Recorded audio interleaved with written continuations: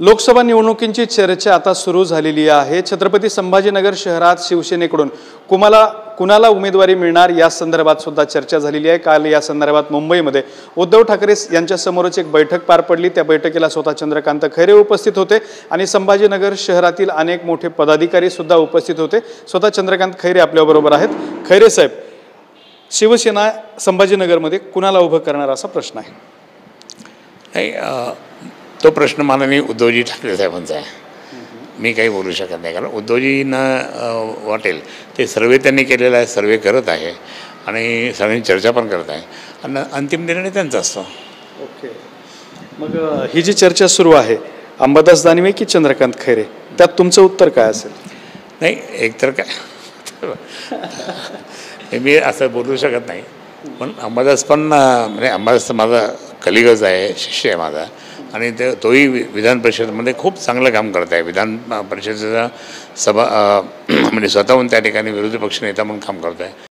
Car garage network great, claim cover great, price wait वाह, price भी great. Tata AIG car insurance, trusted नाम, fantastic नाम, खरोखर चांगलं काम। मी त्याविषयी सत्कार केला नागपूरहून आल्यानंतर, मला आम्हाला खरंच खूप छान काम केलं तो आणि सत्कार केला आणि म्हटलं हे चांगलं आणि असं म्हणजे त्याचा म्हणजे माझा अर्थ हा नको की तू तिथेच थांब, मी इकडे आहे हा नव्हतं, पण ही सगळी प्रक्रिया जी आहे ती माननीय उद्धवजींच्या हातात असते। उद्धवजी जे करतील ते आम्ही मान्य करू। काल उद्धव साहेब ठाकरे यांच्याकडे ज्या काही प्रमुख पदाधिकाऱ्यांची बैठक झाली त्या बैठकीत सुद्धा विशिष्ट एका नावाचा लोकसभेसाठी आग्रह धरला गेला होता, तर ते नाव तुमचं होतं का? काय आग्रह धरला गेला होता त्या संदर्भात काय सांगाल? खरं म्हणजे मला काहीच माहिती नाही। ही सगळी मंडळी मुंबईला गेली, मी तर काल दत्त जयंती असल्यामुळे वैजापूरला आणि बाकीच्या ठिकठिकाणी मी तिकडे होतो। मला नंतर संध्याकाळी कोणतरी सांगितलं हे मुंबईला गेले होते। म्हटलं मला काय माहिती, मी सकाळपासून त्या ठिकाणी दत्त जयंतीच्या कार्यक्रमात होतो म्हटलं। तर नंतर मग हळूहळू माहिती मिळत गेली। म्हटलं ठीक आहे, काय हरकत नाही। साहेबांनी स्वतःहून प्रत्येकाशी बोलले, त्यांचं मत घेतलं, हे चांगलं झालं। मग तिथं तुमचं नाव चर्चेत आलं अशी माहिती समोर आली? नाही, आता आतमध्ये काय झालं माहीत नाही, परंतु असं चाहूल लागते। तुम्ही स्वतः हे संभाजीनगरची लोकसभा उद्धव बाळासाहेब ठाकरे शिवसेनेकडून लढवण्यासाठी इच्छुक आहात का? त्याचं कारण सांगतो मी।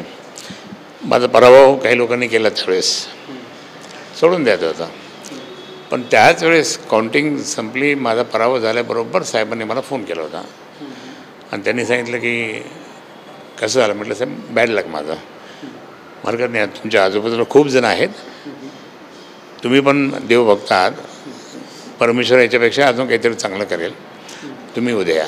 म्हटलं येतो। मग मातोश्री दुसऱ्याशी गेल्यानंतर आम्ही तिघही होतो, मी होतो, साहेब होते आणि वहिनी पण होत्या आणि आम्ही तिघांचे पण डोळ्यात म्हणजे जरा फील झालं खूप की मी पडलो म्हणून। पण त्यांनी सांगितलं तरी पण तुम्ही हे करू नका। एक जवळ 45 मिनटं मग साहेब बोलत होते, घाबरायचं नाही, काम करत राहायचं, शिवसेनेचं काम तुम्ही आणि हे काम सतत करत राहा। आणि मी त्या दिवशीपासून आत्तापर्यंत आणि पुढे म्हणजे या जिंकून येईपर्यंत मी हे सांगतो की तुम्हाला की खासदार म्हणूनच मी काम केलं। कुठेही काही असेल तर मी मतदारसंघात फिरत होतो, आजूबाजूला सुद्धा, आणि पक्षाचं काम मी बाकीच्या राज्यात पण किंवा बाकीच्या ठिकठिकाणी मराठवाड्यात करतच होतो, पण खासदार म्हणून या ठिकाणी मी नसतानासुद्धा काम केलं, हे लोकांनी ॲप्रिशिएट केलं आणि त्या दृष्टिकोनातून लोकांचीच मागणी होती की खैरेसाहेब तुम्हीच खासदार पाहिजे। 5 वर्ष तुम्ही नव्हते, त्यामुळे खरोखर म्हणजे खूप नुकसान झालं आणि त्यामुळे ते लोकांची मागणी माननीय उद्धवजी च्या मनात असेल तर होईलच। पण तुम्ही स्वतः इच्छुक आहात मात्र? आता मी सांगितलं की मला उद्धव साहेबांनी दुसऱ्या दिवशीपासून कामाला लावलं आणि मी ते कामाला लावलं म्हणजे मी असं टाईमपास नाही केला, अगदी सिरियसली कामाला लागलो होतं। त्यांना माहीत होतं आणि ते मला बरेच वेळेस फोन करायचे, विचारायचे हे काय काय, तर मी होतंच असं।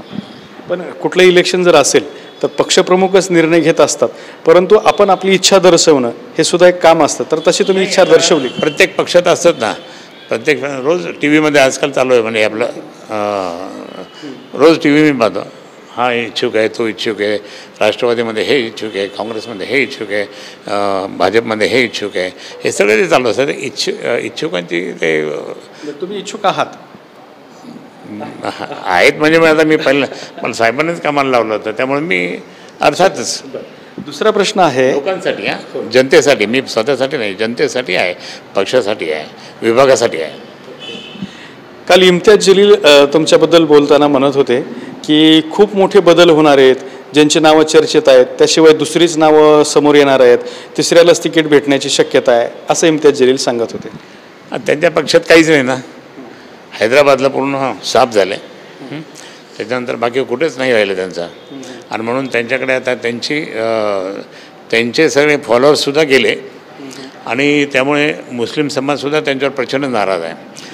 दलित समाज तर त्या ठिकाणी म्हणजे वंचित समाज त्या ठिकाणी तर ते एका महिन्यातच तिथून निघून गेले, पहिल्या महिन्यातच गेले. मग त्या आता त्यांच्या बाजूने कोणी मग त्यांना काहीतरी बोलायला पाहिजे असतात, बोलतात ते असं, ठीक आहे बोलत राहा, काय बोलायचं तर. इम्तियाज जलील यांनी तुमचा पराभव केला, तो पराभव तुमच्या जिवारी लागलेला होता, आता त्या पराभवाचा बदला घेण्याची वेळ आलेली आहे. कशा पद्धतीनं बदला घ्यायला? पण खरं म्हणजे कामामुळेच त्या ठिकाणी त्यांचं अधपतन व्हायला सुरुवात झाली आणि म्हणून त्यांना असं वाटतं की बाबा आता काहीतरी आपण वेडं वाकडं बोलायचं. पण तुम्हाला मी सांगतो की आता लोकांनीच ठरवलं आहे की आता तो मागच्या वेळेस आपण जी चूक केली ती आता चूक करायची नाही, आपण आपला हक्काचा उमेदवार या ठिकाणी द्यायचा. तुम्ही वचपा काढणार का? काढणारच, प्रश्न त्यात नाही.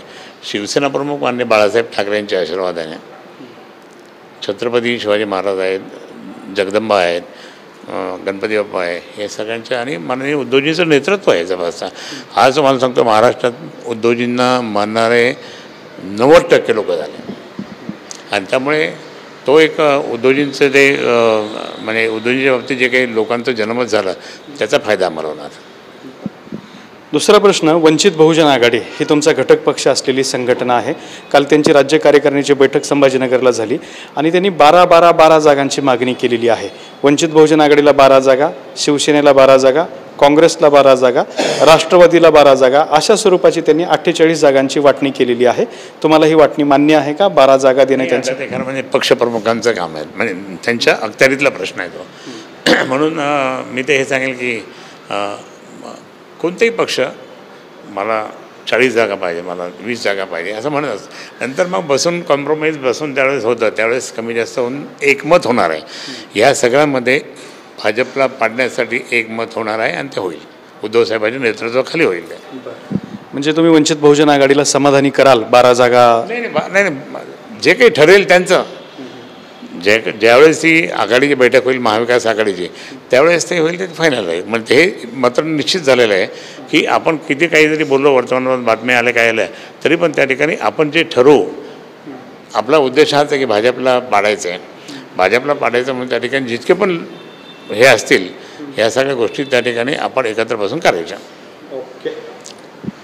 तर होते शिवसेना नेते चंद्रकांत खैरे यांनी लोकसभा निवडणुकीवरून स्पष्ट केलंय की यावेळेला मी स्वतः इच्छुक आहे आणि इम्तियाज जलील यांचा आम्ही वचपा काढणार.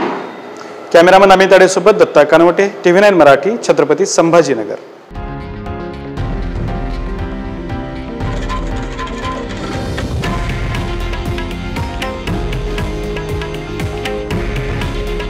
हे आहे देशातील नंबर 1 न्यूज नेटवर्क आणि आपण पाहत आहात TV9 मराठी.